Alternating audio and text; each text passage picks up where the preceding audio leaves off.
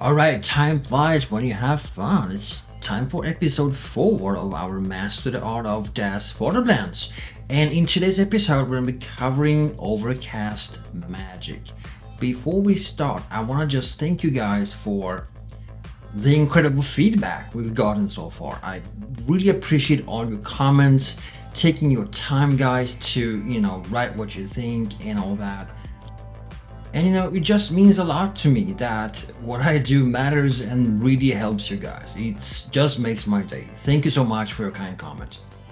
And just before we get started, in just 3 short days this sale ends and all the cool stuff we've been releasing so far will jump up in price. The $199 you see here, that's gonna be gone for a lot of items. So if you're looking for cool backgrounds, photo backgrounds, video backgrounds for your DAZ projects, Photoshop projects and videos, go check out my store, dreamline3dstore.com. Now we're back in DAZ Studio. What we're gonna do today, like I said, is talk about overcast lighting and magic when it comes to matching with your photos. Up until now, we've covered in episode 1 how to use the built-in array kind of lighting system, the environment system, right? Which is kind of like a 2 modes in it. It has sky lighting and sun lighting, right? Gonna come back to that in a moment. In video number 2, I showed you an interior where we talk about using a fake HDR map.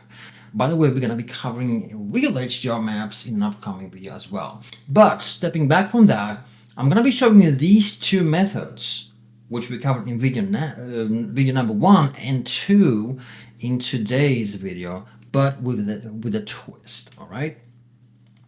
First of all, we're gonna add a backdrop. So always when adding backdrops, unless you have a backplate, which we don't have right now, we're just gonna add it to the environment tab, which you can find up here, panes, environment, and backdrop, right? Choose white color and click on browse. By the way, using backdrops like this engages shadow casting, right? If you use a backplate, that's an item behind your character, you can move the camera in more cooler ways. You can zoom in and move the camera and all that, but you cannot catch the shadows. So I'm gonna throw in an image here, and I'm gonna add one of the post-apocalyptic cities.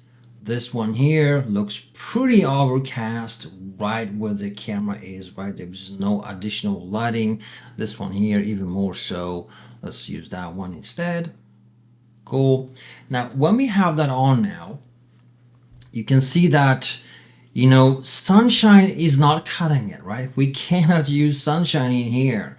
So the first way of using the built-in environment mode can work for us if we disable the sun. So the way to do that is to go down here, and when it says sun disk intensity, bring it to 0. Now immediately you can see a shift, right? Let's just do a real quick positioning of the camera. Nothing fancy, just real quick. As always, move the camera rather than moving your character. It's a lot quicker, all right? And I'm not gonna do a super fancy thing here. I just want a quick thing here. So the thing is, as you can see, the character looks a little bit bright, all right? And also we have an issue with where and how the lighting, from which direction it comes, so to speak, right? Let me just make it a little bit smaller. I think she's a little bit too large. This thing with cars, cars are much smaller than you think. Many people think that, wow, a car is really high, you're gonna reach like the elbow of the shoulder of your character. In many cases, most cars are pretty low, right? Especially the modern ones. Back in the 80s, cars were higher, right? Now they are super low. All right. So again, important that you use manual ground, so it's very direct on the ground, and also that you actually have the ground on. If you turn it off, there is no shadows, and you have it on, you cast that subtle overcast occlusion type shadow, right? Now, despite the fact that we have removed the sun, if I rotate it now, if you look at her, she gets, lighting. Suddenly she's brighter on this side, right? Suddenly she's brighter now on the left side, and so forth, right? How come? Well, if you look at an overcast sky, it is not the same all over the place, right? It differs. Where the sun is hiding behind clouds, that area naturally tends to be a little brighter. Duh, right? That's what the sun is, right? It's pretty bright. And on the opposite side, where the sun is not, well, that part is a little bit darker. So you can use that. I highly recommend that you have your character a little bit larger in the frame as you do that. Not that we are gonna, keep it like this. She's way too big for that right now, but we can use it to see where the lighting falls, right? So if I start rotating it now, I can sense where it goes, from which direction it aims at her. Does it come from behind? Does it come from the side? Does it come from the front? And you can then more precisely put it where it needs to be, right? And given that it's kind of bright here in the background, you want that brightness to kind of shine a little bit on her right side. Well, it's technically her left side, but it's the one we see on the right. So you need to be careful with that left and right, right? Like it's in the movies. Turn left. No, they have the left. Man, that's the same in 3D, right? Okay, so let's make her a little bit darker. See, she's brighter now. And now she's darker. We want that darker presence, and we want to feel that brightness catching her on the side there. That's perfect. Next, and this is very, very important, is the fact that as of now I chose a kind of summer-ish date, which is fine. And this time of day suggests where the sun is. Is it high up in the sky? Is it behind the horizon? Is it up, that should match roughly. And we can maybe see that the light is somewhere around here, the sky, right? Behind the skyscrapers or clouds or whatever. And, well, I'd say it's pretty around 4 p.m.-ish, something like that, right? It feels okay. Next, and this is very important, we're gonna bring down the overall intensity. Because, if you look at the car here, it's pretty dark towards the camera. Same goes here, it's pretty dark in the shadows and so forth, right? So naturally, you would want to almost keep her that dark to match it fully, right? It ain't pretty. And we're gonna be, devoting a whole video, a whole episode to making these a little more pretty with extra lights. There's three different strategic ways of enhancing your photos with extra lights. We'll cover them in a different episode. But right now, to make this match, well, hello, we need to have her kind of dark in order for that to match, right? At least where she's standing here at the bottom, we need that part a little bit darker, or else it will not work out so well, right?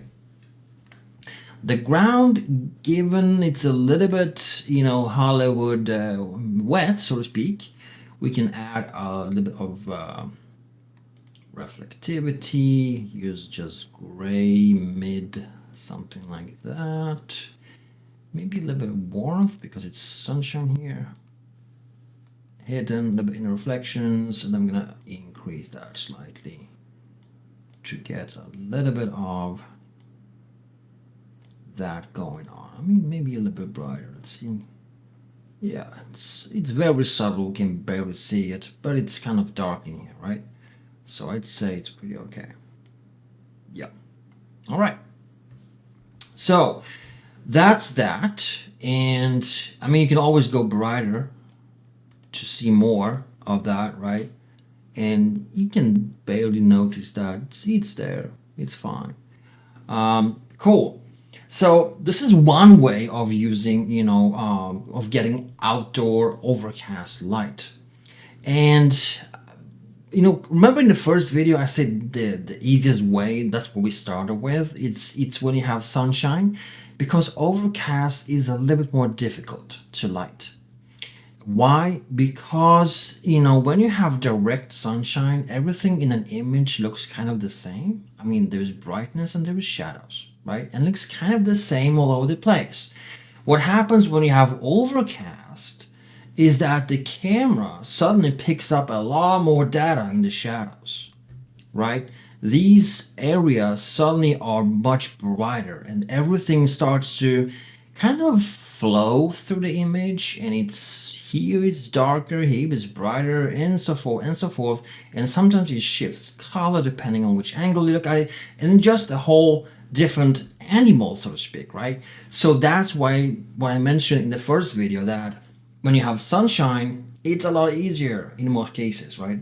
There are, of course, there's a time and place when things get difficult with sunshine as well. All right. Now, that's number one. Number two, I'm gonna borrow the strategy from the second video when we created a fake HDR, right? And the way we do that is we load the image into Photoshop and save it as a 32-bit image. Now, that is a fake HDR, which means it doesn't have the same lifespan as a real HDR. And like I said, we're gonna cover real HDRs in an upcoming episode, because you can use them to light images as well. They give you more options and also sometimes more problems. So that's going to be a different episode, right? I promise to cover that though.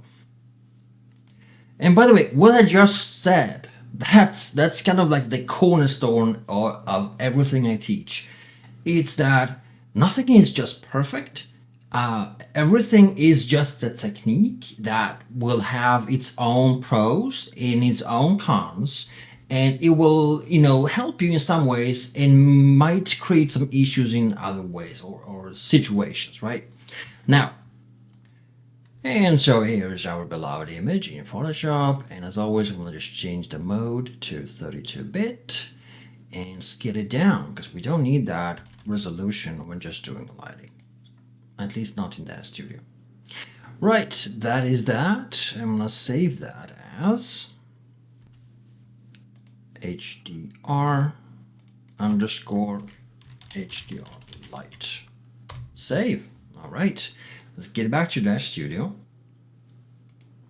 And I'm gonna just go up here a little bit, and I'm gonna throw in the environment map here and click on browse. It's outside the screen. And I'm just gonna select the one we just created here. There it is. Cool. Now, upon loading this, two things happen. One is that we no longer have a ground color. When this was, let me just remove it so I can explain that. When you don't have an image, you have something called ground color, all right? And this is something you can use to, change the color of the lighting that comes from below, right? That can be pretty cool, because depending on where you put your character, you can have different types of illusion of something coming from below, right? It's kind of cool. Now, if you add that image again over here, let's do that. Can't find it. Let's browse for it again. Like that. Now, when you add that, you no longer have that ground color. It's just not an option anymore. You sure have reflections still, right? Reflections, but you don't have ground color. So that's a downside. Now, on the pro side is that you get a very good color representation, right? The actual image, like I said, because it's overcast, it has a lot of tones in it. Shifts in color, shifts in shading, tones, whatever, right? And all that is presented now in the environment map. So that's a pro. I'd say that's a pro, right? That's a cool thing. And so that gives you a more vibrant representation. You can still, and you should, rotate it to find a good angle, right? Again, it's going to be brighter in some cases, just like the background is brighter in this area here, right? But if I rotate it, you can put it on the side so it hits your character just a little bit from behind. Just like that, right? So you can sense that extra brightness behind her. And now you get, in my opinion, a much better representation of what's going on here, right? It's a lot, I'd say, more natural and looking the way it should look, because it has the exact same colors, the exact same span of things going on and so forth, right? Now, this kind of presents us with an issue, and I'm gonna end this with a cliffhanger because I'm gonna cover exactly the missing parts in the next episode, which is gonna be tomorrow, and that is adding extra lights. Because up until now, we were just relying on either a fake HDR or this built-in thing here. And in an additional video, upcoming video, I'm also gonna be covering HDR maps, like real HDR maps, right? But before that, I want to jump into extra lights, because this is what often lacks a good match, a good image, is that you have to pair it often with extra lights. It doesn't matter what kind of lighting way you choose to match your photos, whether it's this built-in environment system, or if it's a fake HDR or a real HDR with real lighting span. In most cases, you will want to add some extra lights. How, when, and well, that's gonna be for the next episode, right? So guys, thanks so much for watching. Don't forget to check out my store for these amazing backgrounds, dreamlight3store.com. The sale ends in 3 days from now, so be sure to check that out. And again, thanks so much for all the comments. Appreciate you guys, and I'll see you tomorrow with the next episode.